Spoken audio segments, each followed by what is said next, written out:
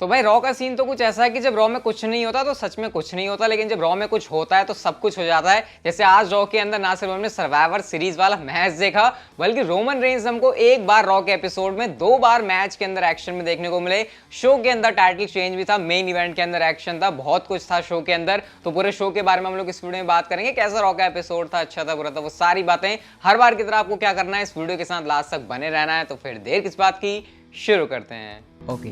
Hello chatters, my name is Rohit and you are watching Wrestle Chatter. सबसे पहले guys हमको जो show की स्टार्टिंग है वो ऑब्वियसली न्यू डे के सेलिब्रेशन के साथ देखने को मिलती है, जहां पर न्यू डे के सारे मेंबर्स आते हैं। बिगी यहां पर आकर कहते हैं, मतलब वो क्राउड को एक तरीके से ना वो कह रहे होते हैं कि भाई कैसे तुमने मेरे को सपोर्ट किया, तुमने मेरे को बैक किया, जिस तरीके से मैंने कैश इन किया, मैं चैंपियनशिप जीता, क्योंकि सभी लोग काफी ज्यादा खुश थे। और गाइस यहाँ पर उन्होंने अपने फ्रेंड ब्रोडी ली, यानी कि जो हमारे फॉर्मर ल्यूक हार्पर हैं WWE के अंदर, जो भी इस दुनिया में नहीं है, उनको भी यहाँ पर उन्होंने याद किया, जिस पर क्राउड भी उनके नाम के चैंट कर रहा था।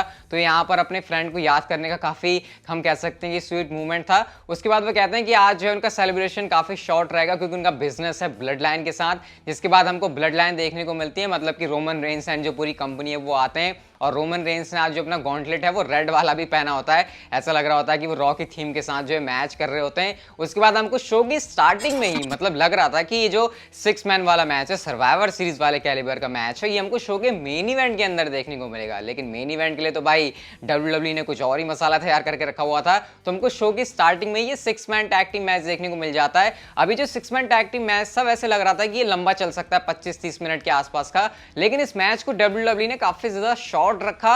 और इस मैच के अंदर जो असली कहानी थी वो हमको बिल्कुल मैच के क्लोजिंग मोमेंट के अंदर देखने को मिलती है, जब बॉबी लैशली ने इस मैच में आकर इंटरफेयर किया और उन्होंने यहां पर आकर तबाही मचा दी। रिंग साइड पर उन्होंने जिमी ऊसो के ऊपर अटैक किया, जे ऊसो के ऊपर अटैक किया, आती उन्होंने बिगी को स्पीयर लगा दिया, कोफी किंगस्टन को उन्होंने पटक के रख दिया। तो मतलब उन्होंने पूरी तबाही मचा दी, जिस पर जो एक्सेवियर वुड्स से रिंग के अंदर वो डिस्ट्रैक्ट हो जाते हैं। रोमन रेंस ने इसका कह सकते हैं फायदा उठाया और उसके बाद उन्होंने स्पीयर लगा के इस मैच को खत्म कर दिया। लेकिन फायदा उठाना इसको यहाँ पर क्या बोलेंगे, क्योंकि बॉबी लैशली किसी भी तरीके से रोमन रेंस की मदद तो बिल्कुल भी नहीं करना चाहते थे। वो अपना गुस्सा निकाल रहे थे कि किस तरीके से उनके ऊपर कैश इन हो गया है, उनकी WWE चैंपियनशिप लुट गई है। और उसके बाद उन्होंने जो है रोमन रेंस के ऊपर भी तगड़ा वाला स्पीयर लगा दिया और बहुत तगड़ी स्टेटमेंट दी। मतलब पिछले रॉ के एपिसोड में मुझे लग रहा था कि बॉबी लैशली चैंपियनशिप हार गए हैं, मतलब किस तरीके से उनको दिखाया जा रहा है। लेकिन आज शो के ऊपर जिस तरीके से यहाँ पर बुकिंग रही बॉबी लैशली की, ऐसा लग रहा था कि नहीं, अभी WWE ने बॉबी लैशली के ऊपर गिव अप नहीं किया है और बहुत तगड़ी तरीके से उनको यहाँ पर बुक किया गया। उसके बाद हमको कुछ बैक स्टेज सेगमेंट देखने को मिलते हैं, जहां पर लैशली जो है एडम पीयर्स, सोनिया डेविल से बात कर रहे होते हैं, बिगी भी देखने को मिलते हैं, पॉल हेमन भी थे इनके साथ। और हमको पता चलता है कि आज शो के मेन इवेंट के लिए हमको ट्रिपल थ्रेट मैच देखने को मिलेगा, Roman Reigns versus Big E versus Bobby Lashley के बीच में, क्योंकि अब इनके बीच जो है वो टेंशन क्रिएट हो चुकी है। तो इसीलिए हमको जो 6 मैन टैग टीम मैच है वो शो के मेन इवेंट में देखने को मिला, क्योंकि मेन इवेंट के अंदर तो कुछ और ही सीन था। तो अभी उन सारी चीजों के ऊपर बात करेंगे। लेकिन गाइस हमको जो नेक्स्ट मैच देखने को मिलता है वो था ईवा मरी वर्सेस डूड्रॉप के बीच में। क्यों हो रहा है, क्या हो रहा है, कैसे हो रहा है, रॉ की कुछ चीजों के बारे में चीजें बिल्कुल भी समझ में नहीं आती हैं। अगेन यहाँ पर डूड्रॉप ने जो है ईवा मरी को हरा दिया है, इसके बारे में कम से कम बात करें तो वही चीजें जो है ज्यादा यहाँ पर बेटर रहेंगी। इसके अलावा गाइस हमको AJ Styles versus Randy Orton के बीच में सिंगल्स मैच देखने को मिलता है। बहुत ज्यादा आपको एक्शन से भरा है मैच देखने को मिलेगा, काफी ज्यादा यहाँ पर क्लोज फॉल्स से। डेफिनेटली मैं आपको रिकमेंड करूंगा कि ये वाला मैच आप लोग जाकर जरूर देखना। दोनों सुपरस्टार्स को काफी एक्सपीरियंस है, यूज किया उन्होंने इस मैच के अंदर।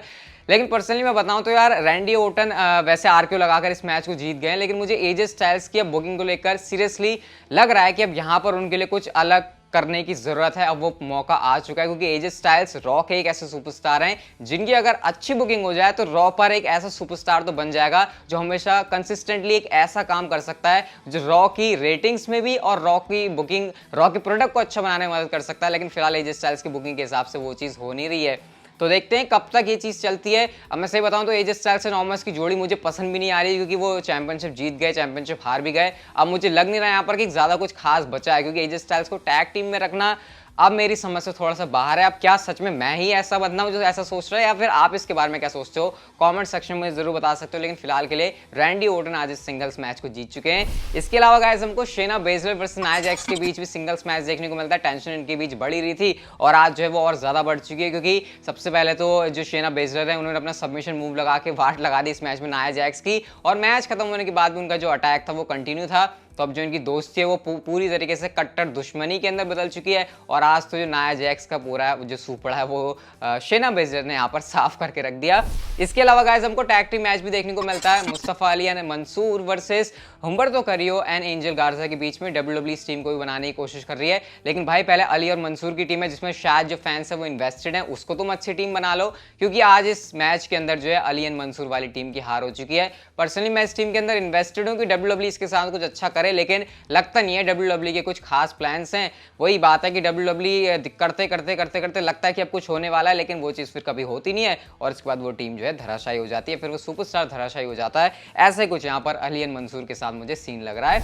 इसके बाद गाइस हमको एलेक्सा ब्लिस का प्लेग्राउंड वाला सेगमेंट देखने को मिलता है, जहां पर हमको the queen Raw women's champion Charlotte Flair देखने को मिलती है। और यहाँ पर शार्लेट फेयर ने एलेक्सा ब्लिस की बेइज्जती मारने की कोशिश करी। उन्होंने यहाँ पर एलेक्सा ब्लिस के पुराने वाले गिमिक की बात करी कि भाई की बहन तुम अपना पुराना वाला गिमिक वापस लेकर आ जाओ, तुम्हें क्या पागलपंती कर रही हो, कहाँ तुम पहले चैंपियनशिप अपने पास रखती थी लेकिन आज तुम डॉल के साथ खेल रही हो। इस पर जो है शार्लेट फेयर कहती है कि मैं तो इतनी बार की चैंपियन हूँ। एलेक्सा ब्लिस भी उनका मजाक बना रही है कि अगर तुम इतनी बार की चैंपियन हो तो इतनी बार तुम चैंपियनशिप हारी भी तो। इस तरीके से इनके बीच टेंशन क्रिएट हो रही है। और जो हमारी शार्लेट फेयर है उन्होंने वो जो डॉल है चार्ली उसको भी फाड़ दिया, उसके बाद वो लिली को भी फाड़ने की कोशिश करती है, जिसके बाद ये लड़ रहे हैं आपस में। एलेक्सा ब्लिस ने जो है शार्लेट फेयर के ऊपर DDT लगा दी, उसके बाद शार्लेट वहां से जा रही है अपनी चैंपियनशिप लेके। तो इनके बीच जो है एक्सट्रीम रूल्स से पहले कुछ ना कुछ टेंशन क्रिएट करने की कोशिश की जा रही है। अब एक्सट्रीम रूल्स के अंदर डायरेक्ट इनका मैच है। थोड़ा सा यहाँ पर विमेंस डिवीजन के अंदर मैं कह सकता हूँ कि इस फ्यूड से इंटरेस्ट आया। इससे पहले जो डिवीजन था वो बिल्कुल ही खत्म से चल रहा था, लेकिन हाँ Alexa bliss Charlotte fair lead करती विमेंस डिवीजन को, तो अब यहाँ पर जो थोड़ा सा इंटरेस्ट है वो मैं कह सकता हूँ क्रिएट करने वाली बात है। कुछ ज्यादा भी नहीं है कि हाँ भैया बहुत ही ज्यादा खुश हो जाओ, लेकिन हाँ ठीक ठाक लेवल का मैं इसको कह सकता हूँ। इसके अलावा गाइस शो के ऊपर टाइटल चेंज हो चुका है। निकी ऐश और रिया रिप्ली ने हरा दिया है तमीना नटालिया को और गाइस जीत लिया यहाँ पर विमेंस टैग टीम चैंपियनशिप। और मैच शुरू होने से पहले उन्होंने कह दिया था कि जो मैच है वो कॉर्नर्स के और को जो है डेडिकेट करने वाले हैं। तो भाई ऑब्वियसली इस मैच का जो रिजल्ट है वो पहले से ही काफी ज्यादा प्रेडिक्टेबल हो गया था। इस तरीके से यहाँ पर उन्होंने चैंपियनशिप जीत ली है। और निकी ऐश ने अभी रॉ वुमेन्स चैंपियनशिप जीत के हारी थी, ऐसा लग रहा था मोमेंटम उनका टूट गया, लेकिन यहाँ पर उन्होंने चैंपियनशिप जीत ली है और उनके तो काफी मजे आ गए हैं। और रिप्ली और निकी ऐश की टीम जो है मुझे ऐसा लग रहा है कि हाँ ये थोड़ी एंटरटेनिंग है और शायद ही हमको एंटरटेन कर सकती है। अब इसके साथ भी अगर WWE कुछ कचरा कर दे तो फिर उसके बारे में मैं कुछ कह नहीं सकता। इसके बाद गाइस हमको शो के ऊपर देखने को मिलता है जेफ हार्डी वर्सेस शेमस का मैच। और इस मैच में एक तरीके से एक इंप्लीकेशन होती है कि अगर जेफ हार्डी इस मैच को जीत जाएंगे तो एक्सट्रीम रूल्स के अंदर जो शेमस और डेमन प्रीस्ट का मैच होने वाला यूएस चैंपियनशिप के लिए, उसमें जेफ हार्डी को भी ऐड कर दिया जाएगा। और गाइस गेस व्हाट यहाँ पर क्या होता है, जेफ हार्डी को लेकर अब WWE ने कुछ सीरियसली करना शुरू कर दिया है। ट्विस्ट ऑफ फेट उन्होंने लगाया, उसके बाद वो सॉन्टन बॉम्ब लगाने की कोशिश कर रहे होते हैं, हालांकि उसको तो शेमस ने काउंटर कर दिया, लेकिन जब रोल अप कर दिया जेफ हार्डी ने तो शेमस जो है उस पर कुछ नहीं कर पाए और जेफ हार्डी इस मैच में जो है जीत जाते हैं। इसका मतलब कि अब आपको एक्सट्रीम रूल्स के चैंपियनशिप मैच में देखने को मिलेंगे। और कमेंट्री टेबल पर क्योंकि डेमन पीस्ट होते हैं तो शेमस जो है सारी चीजों का ब्लेम उनके ऊपर करने लग जाते हैं, जिसके बाद हमको शेमस और डेमन पीस्ट के बीच में ब्रॉल भी देखने को मिलती है। तो अब जो मामला है वो 3 वे में बदल चुका है। और अब यहाँ पर कह सकते हैं ऑब्वियसली अगर सिंगल्स मैच होता तो उससे ज्यादा मजा इस ट्रिपल थ्रेट मैच में आएगा। और जेफ हार्डी को चैंपियनशिप पिक्चर में डाल रहे हैं, इससे बड़े बात कुछ नहीं हो सकती, क्योंकि WWE की जो अकल है वो इस तरीके से ठिकाने लग रही है। तो भाई रॉ के ऊपर ये भी चीज़ है जिसके ऊपर WWE इंप्रूवमेंट कर रही है और इसको हमको ध्यान देने की जरूरत है, क्योंकि हम बुराइयां तो कर लेते हैं अगर रॉ के ऊपर चीज़ें बेकार हो रही है, लेकिन हमको अच्छी चीज़ों को भी डेफिनेटली नोट करना चाहिए। तो जेफ हार्डी की अच्छी बुकिंग है, इसके लिए मैं WWE को अप्रिशिएट करूंगा। और गाइस बात करते हैं हम लोग शो के मेन इवेंट की, जहां पर हमको देखने को मिलता है match Roman Reigns versus Bobby Lashley versus हमारे बिगी के बीच में। और गाइस ट्रिपल थ्रेट मैच था तो यहाँ पर नो डिस्क्वालिफिकेशन था। बहुत ही ज्यादा हार्ड हिटिंग मैच, बहुत ही ज्यादा एक्शन से भरा हुआ मैच। इस मैच के अंदर दिस इज ऑसम के चैंट लग रहे थे, तो आप लोग सोच ही सकते हो इस मैच के अंदर आपको क्या सीन देखने को मिलेगा। रोमन रेंस इस बार बहुत ही जल्दी जल्दी में अपनी एंट्रेंस करते हैं, क्योंकि वो गुस्से के अंदर थे जिस तरीके से बॉबी लेस्ली ने उनके ऊपर अटैक किया। हमने सीन देखा कि कैसे बॉबी लेस्ली ने जो है बिगी को अनाउंसर टेबल के ऊपर पटका। ये मैं कहूंगा कि रोमन रेंस ने इस मैच के अंदर काफी तगड़ी बीटिंग ली है। बिग एंडिंग उनके ऊपर पड़ी, एक नहीं बल्कि 2-2 बार। बिगी का वो जो स्पीयर नहीं होता वो रोप्स के थ्रू वाला, वो भी उन्होंने खाया। इसके बाद बिग एंडिंग लगाई, इस पॉइंट पर तो लगा कि भाई रोमन रेंस के ऊपर पिन हो जाएगा। इसके अलावा लेस्ली का स्पीयर भी उन्होंने खाया।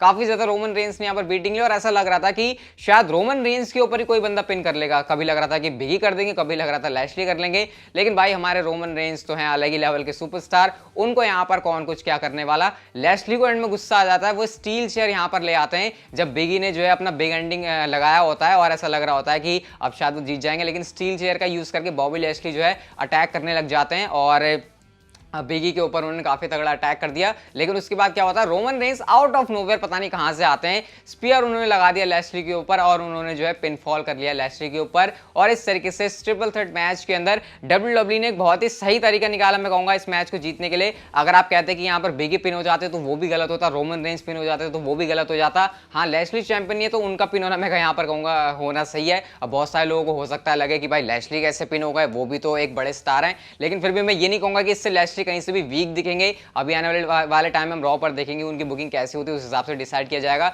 लेकिन हाँ, ओवरऑल आज रॉ का एपिसोड में कह सकता हूँ कि ठीक ठाक था देखने के लिए। काफी चीजें WWE ने शो के ऊपर इंप्रूव की है, लेकिन आप कुछ चीजें ढीली ढाली चलती है, उनके बारे में कुछ नहीं कहा जा सकता। लेकिन गाइस फिलहाल के लिए हमारी जो वीडियो थी आज की वो यहीं तक की थी। अगर आपको अच्छी लगी तो आप लोग इसे लाइक कर सकते हो, चैनल को सब्सक्राइब करके नोटिफिकेशन बेल को ऑन कर लो। And see you guys in my next video.